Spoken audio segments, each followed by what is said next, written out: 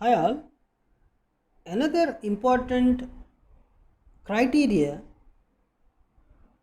we take in mundane astrology is the solar ingress chart.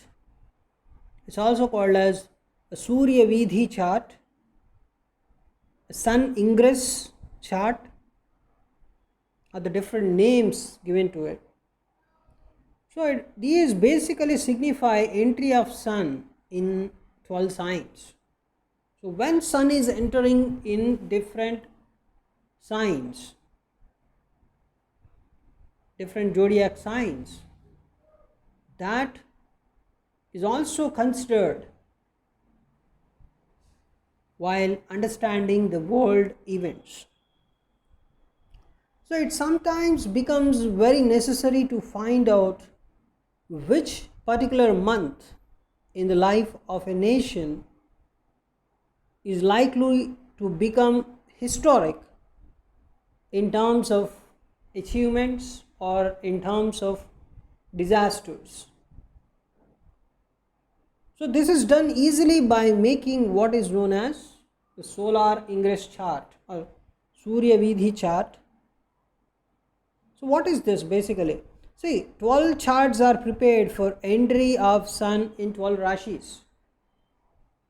A special consideration is given to entry of sun in cardinal signs or chara rashis, that are 1, 4, 7, 10, means Aries, Cancer, Libra, Capricorn. So these four are called as the cardinal signs or chara rashis. The 1, 4, 7, 10 signs, that those are Aries, Cancer, Libra, Capricorn. So when sun is entering these zodiac signs is one of the most important things to consider. It is believed by astrologers that the Surya Vidhi charts or the solar ingress charts for these cardinal signs or the chara rashis gives results for the coming 3 months, which means that 1 year can be divided into 4 quarters for such predictions. So that is another technique. So when sun is actually entering into Aries, Cancer, Libra, and then Capricorn. So based on that you can prepare 4 charts. Each chart can give the future events of 3 months, thereby 4 charts can give for 12 months, that is equivalent to 1 year. So special attention should be paid to the position of the sun and malefic or benefic aspects received by it. So the matters related to the house where sun is located would figure prominently during the year. So where sun is located, that is really important in the solar ingress charts. So if sun is located in the 6th house, let us say, let's consider the Indian horoscope. The Indian horoscope has Pisces as the ascendant. Let me make Pisces as the ascendant here.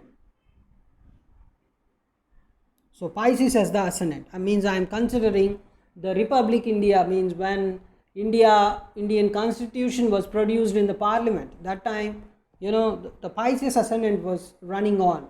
If you consider the independence chart, then it must be Taurus ascendant, but I am considering the when the constitution was actually produced in the parliament, so I am considering the Pisces as ascendant here.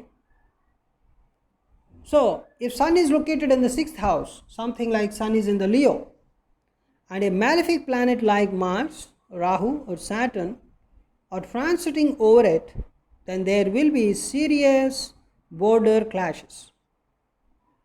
So 6th house, we always consider 6th house for border issues. Whenever you want to check the border issues, we generally check the 6th house related matters. So that is another important thing. So if sun is, let us say, transiting the 6th house for India, the Leo, then okay, it is fine. But when a malefic planet like Mars, Saturn, Rahu, these three are considered as malefic planets in mundane astrology generally, general basis. It's not related to Ascendant I am talking about, but Mars, Rahu, Saturn, by nature they are malefic. So when Sun is entering this particular 6th house, that time if it is also joining Mars, Rahu, Saturn, then you can expect some border clashes. So the lordship of the aspecting planets are also important. So if Sun is in the 7th house, let us say, receiving malefic aspects of Mars, then there could be chances of war, as 7th house represents war. So 7th house always represents war. So 7th house receiving something like malefic aspects of Mars, then there could be chances of war, right? If Sun is in the 7th house, because in the solar ingress charts, Sun is given more importance. So if Sun is in the 7th house, let us say Sun is in the Virgo sign, then so everything is based on Sun. What is happening to Sun in that particular horoscope? That is the main importance given. So if Sun is in the 7th house, okay, Sun is very fine there. But suddenly you observe, okay, it's receiving some malefic impact of Mars. So as 7th house is related to war, then you generally say, okay, there would be some, there are some chances of war. Because Sun is receiving some malefic aspects. So first house should be examined very carefully as it depicts nation as a whole, because first house is the house of existence of the country.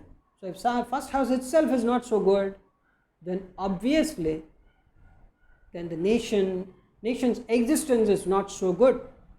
So if first house is bad and 7th house, Sun is transiting in the 7th house and something is going on with the Sun, means some malefic aspect is on Sun, then suddenly you can say first house is not so good in the transit. That means the existence is in question. At the same time, the 7th house consists of Sun and it is also receiving a malefic aspect of a malefic planet. Then you can generally say that there is going to be a war situation related to the country. So first house depicts nation as a whole and the general conditions of the country, and other houses are also examined in a similar way. So solar ingress charts are very much important. That is another technique we use whenever we try to predict some world events. So the most important thing here is a 6th house, 7th house and the first house. These three are considered whenever you check for wars.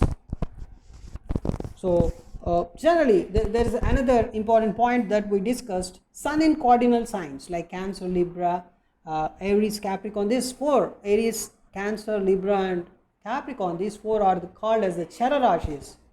So whenever Sun is transiting there and whatever effects it receives there, so those effects you can observe in the upcoming 3 months related to that particular transition. So that's it. That's about the solar ingress charts. So thanks for watching this video. So if you want to see the solar ingress chart, this one, the Sun is in the Aries, right? So for Aries you can prepare a chart. Now when Sun is in Aries, these are the things. And when Sun again, if you see, after 1 month Sun will be in Taurus. And this is another solar ingress chart. So you need to take the moment when Sun actually entered Taurus. So you can just, in the Drik Panchang app, if you just move the time, you can understand when Sun is actually entering a particular sign. So thereby you are receiving a chart, right? So let us take another month when Sun is in Gemini, because Sun transits every sign a month. So instead of taking 12 charts, you can also take for Aries 1 chart, for Cancer 1 chart, for Libra 1 chart, for Capricorn 1 chart. So whatever happens, whatever energies you observe when Sun is entering Aries, those energies will be applied for the upcoming 3 months, that is up to Gemini. And just check when Sun is entering another Chara Rashi, that is Cancer, the Karkataka Rashi, then you just observe what kind of energies are present there, and those energies will be present for the upcoming 3 months from there, right? So the similar thing you can observe for Libra as well as for Capricorn. So thereby with 4 charts you can conclude the solar ingress charts and the corresponding predictions of a particular country. So thanks for watching this video. We'll meet in another video.